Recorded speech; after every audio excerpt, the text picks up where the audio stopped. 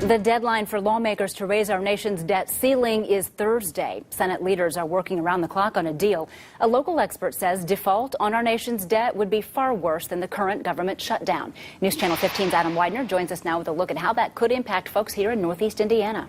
Well, if the U.S. would default on its debt, the nation's credit rating would go down. Investors would be more hesitant toward our market.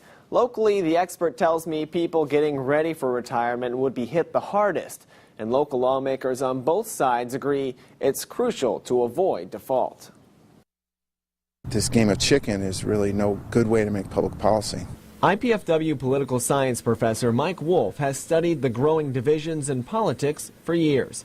He says a standstill on something as important as raising the debt ceiling is unique, although his students are used to it. Students that have come up in recent years and come to political age are really kind of used to this political gamesmanship and partisan polarization. Local lawmakers agree something needs to be done. Representative Marlon Stutzman released this statement. Because Washington's spending addiction has put this country $17 trillion in debt, any debt ceiling conversations must include a serious long-term strategy to reduce our national debt. Given the harm a default would have on families, businesses, and financial markets, Washington must avoid default and tackle the issue of deficit spending.